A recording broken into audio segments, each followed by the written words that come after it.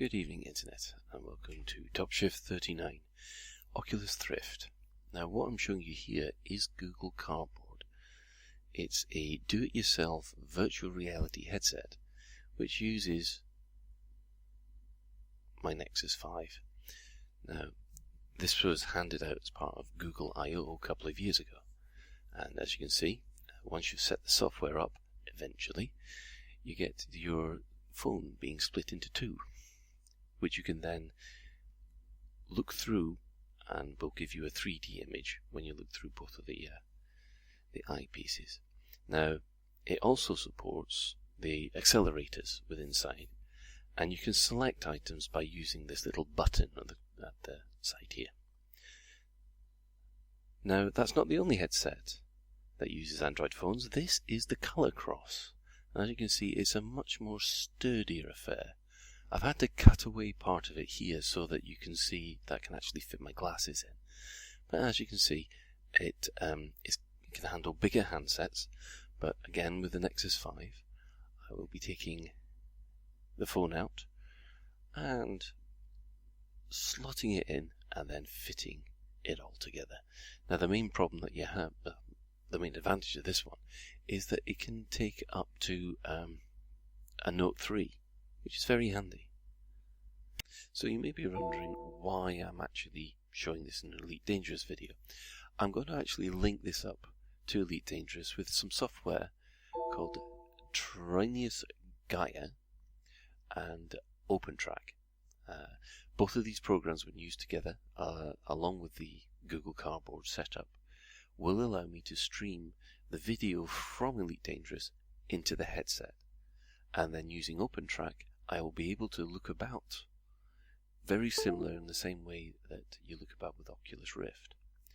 Now, what I'm doing at the moment is I'm setting up my phone in a particular way.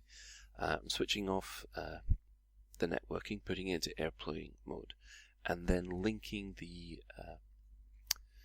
phone together over the USB. Now, one thing that I have to point out at this moment is that the USB link, you have to sort out your network priorities, otherwise your computer will assume that the network is coming from your mobile phone, and when you put it into airplane mode you don't get any internet, so you've got to muck about with network priorities. It's a bit fiddly, but once you get that sorted it's fine. So this is it now, talking to my phone. I've now got my headset up and running, and just have a little bit of a play around. Now, this is OpenTrack, the tracking software. It tracks a lot of the head movements and the accelerator. Now, when you look into this, I've actually had to disable the roll on my head tracking, mostly because it was interfering with the pitch and the yaw. Some of these settings you have to experiment for quite a while to make sure that you've got a configuration that you're comfortable with. Once all that's done, then you start up OpenTrack, and then you watch that squid thing in the corner. Now, this is me looking up and down, checking the pitch, and then looking left to right, which seems to be fine. Right. So, how do we manage this then? Well, then, once you start, is that you then kick off Elite Dangerous once you've got both of these things running, and you split the screen in two, like so. So what I'm going to do today is I'm going to run through a couple of the training missions with this and see how I do. It's been a while since I've done this, and I think this is the most stable build that I've had in this system so far. So, but there's no way I'm going to risk flying my ASP at the moment in one of these. Not until I've got a lot more confident. So into training, and we're back with a Sidewinder.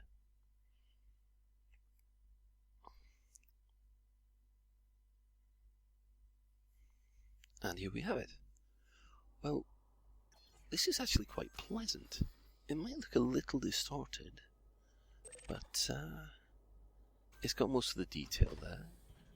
Head tracking seems to be okay. I can't actually see the keyboard, so I'm playing all this. Ow!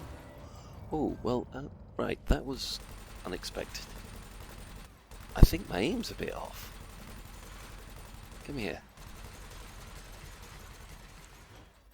Am I looking straight? Oh look, you can see that canister up there still spinning. Right. Okay, there it is.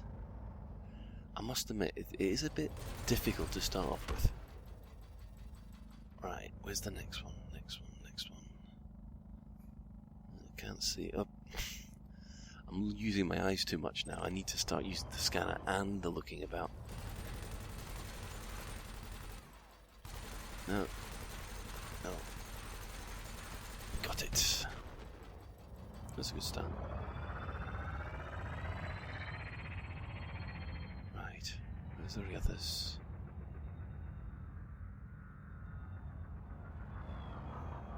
Now at this point here I should really be looking about, but I'm kind of scared to losing track of where exactly my targets are. Right. Oh, for goodness sake.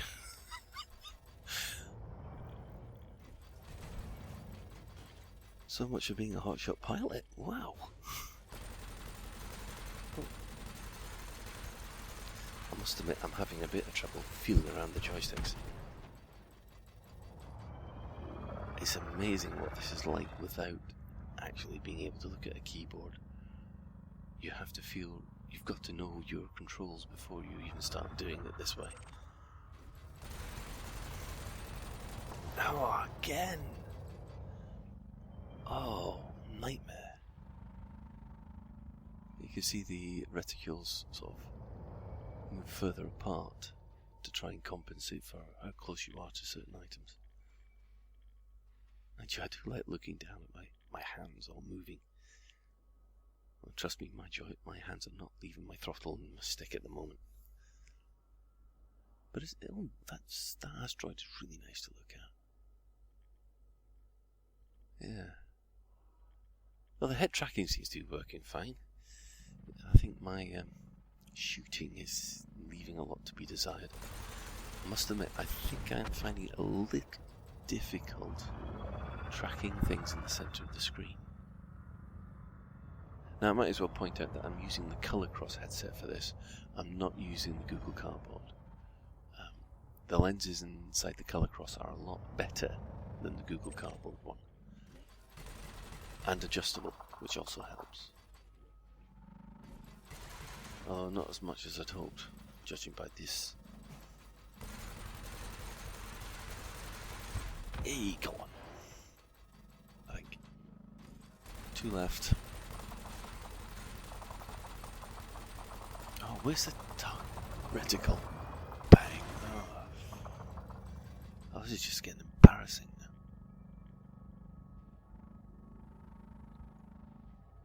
I really ought to feel about where's the damn...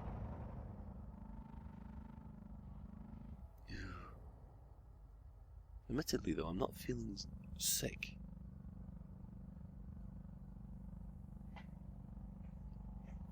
Some people I know who've tried this before feel a little nauseous after a while. Right. Line it up a bit better now. Got you. 1 left.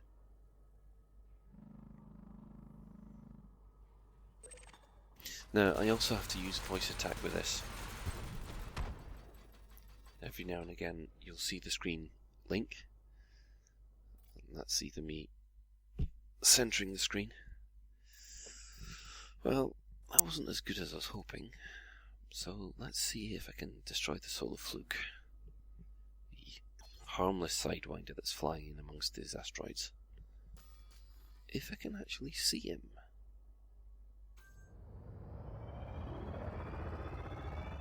He's about somewhere. Ah, there he is. I see him now.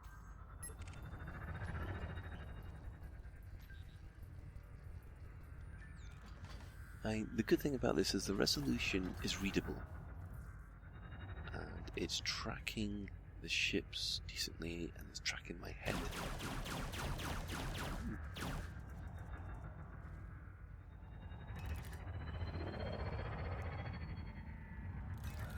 that's nice. Come here, you. Still not as accurate as I usually am. But I'm getting there. Maybe not. Oh, yeah. Come here. I love the fact you can just follow it around and it's filling my vision, which is fantastic. Now, I've actually used the DK2, the Oculus Rift DK2, that Fantasticon, and I played this exact same scenario. And yet I still had the same feeling of disorientation as I did. Now, obviously the resolution on this is not as good as the DK2, but there's not that much in it. Come here. Oh, what a pain. Ooh, a bit close to that asteroid there. And you can see what it means about pilots getting tunnel vision, just focusing on one pilot, or one target rather, because I'm just staring at this, and if somebody else was sneaking up behind me, I wouldn't notice them.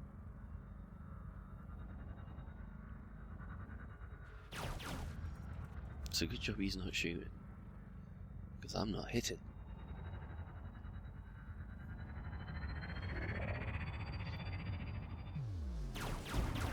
Ooh, first boost.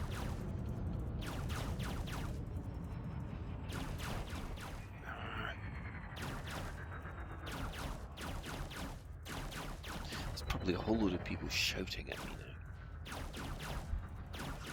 I'm feeling a lot more confident they'll be able to take me in the open play.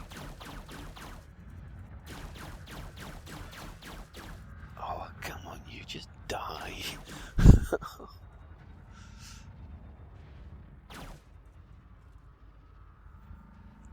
I don't think I'm fully used to this method of being able to look and fly. Even now I'm just constantly looking in the straightforward position. Oh, almost there. Gotcha. Target destroyed. That's quite a nice asteroid there. Have a quick look. Right.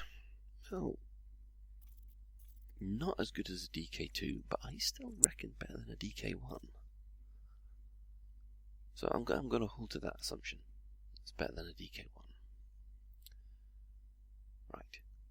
Let's have a look inside the space station, see if you get any kind of feeling of the scale.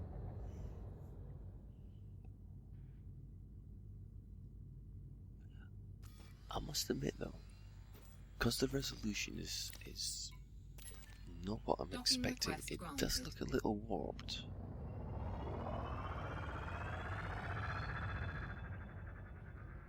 Now, of course, because this video is set up in side-by-side mode, if anybody has a Google Cardboard or something like that, and are able to use Trinus Gyre to stream this window to the phone, you can actually then follow what it was like. Right, where am I? Oh, there. That's not landing gear deployed. Too bad. At the present prices, Google Cardboard will set you back £10. Colour cross, depending where you get it from, can be anything from £15 to £30. Docking successful. Engines disengaged. The software itself is free, although if you buy the professional app, that costs you another £3. But you will need a decent Android phone to do this. I mean, I did like the fact that when you looked around the space station, it felt big. Right, let's go for a jump.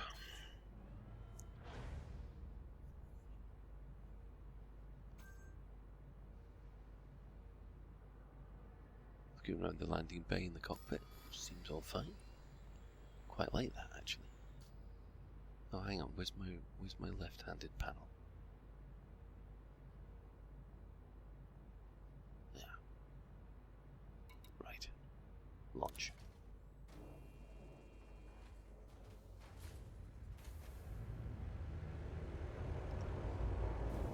Right, welcome to training station. No, still on the left-handed panel. Wow, that is cavernous, that space station. I don't know if it's worse because it feels distorted. That's supposed to be a perfect circle up ahead. And you can see it looks kind of a block. Landing gear retracted. Ooh, little bit off to the side there. Right. Okay. Right, I'm happy with that. Let's go.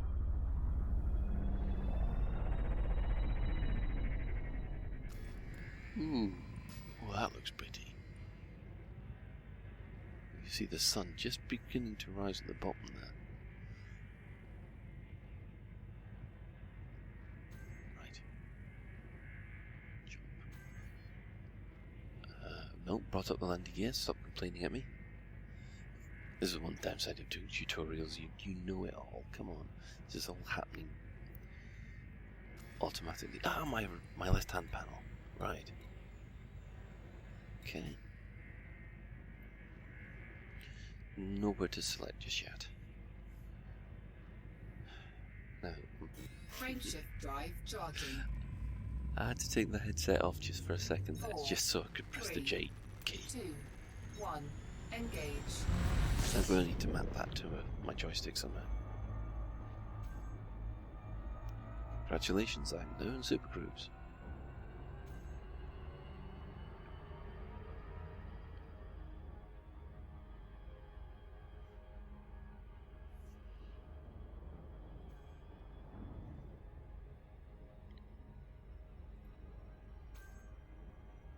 So I must admit, I'm finding the headset a little heavy at the moment. I probably need to make some alterations. Right, and of course I'm feeling about here for the mouse to try and line this up properly. People have warned me about this in the virtual reality world. The galaxy map is needing a little bit of attention. Although how people are going to be able to look about and search it, I've got no idea. Right, am I locked in? Yep, locked in. There we have it. Well, that was nice and smooth. Oh, now looking forward to this first hyperspace jump. Frameshift drive charging. Using a VR headset.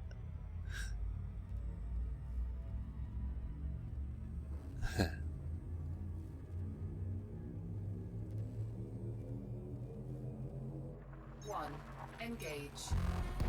Bang. Wow. Oh, wow.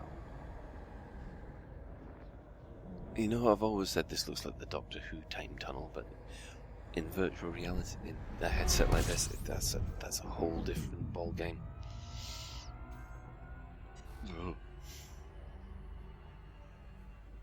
Oh, that sun looks fantastic. Really feels there's quite a bit of depth to it as well. Looks very liquid on the surfaces.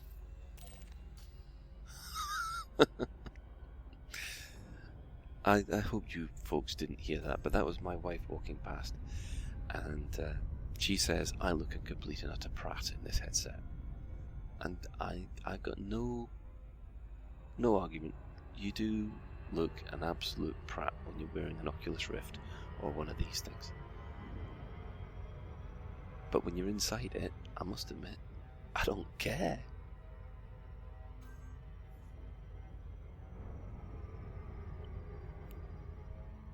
Yep, so,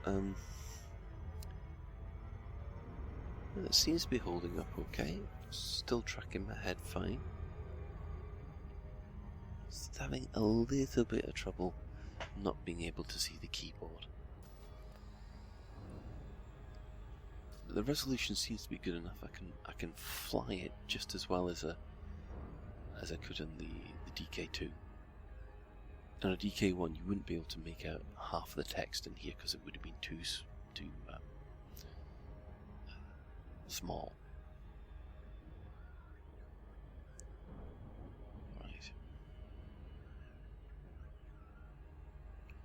Final approach.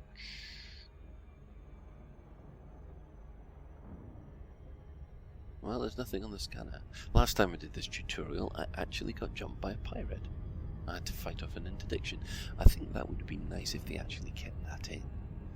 Because one of the things I do know people have trouble with is when they were interdicted for the first time, you just don't know what to do.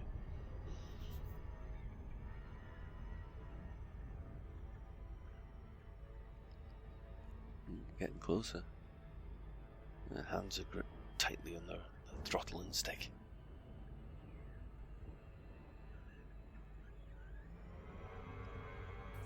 Ooh, safe mode. And there's the space station, spinning in completely the opposite direction I want it to be.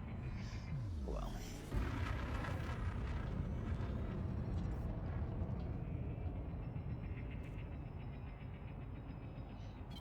Flight assist off. This should be pretty. Flight assist off approach. Slowly drift round. Nudging the thrusters to bring you into alignment. Well, normally it would. Flight assist on. Right, docking. Docking request granted.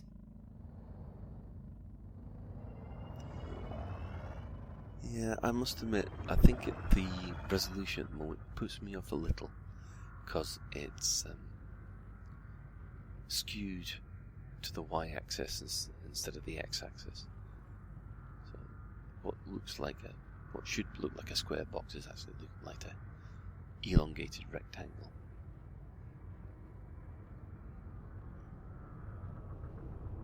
But admittedly, for 10-15 quid, I think I can put up that.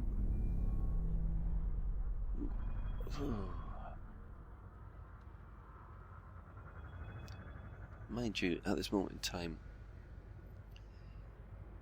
the headset is actually feeling a little heavy on my face. I've only been playing this for, what, 15-20 minutes?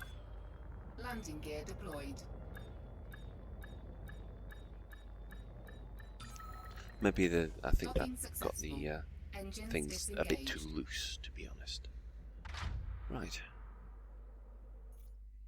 Well, that was pleasant. So, yeah, I think I'm going to call it a day on this one.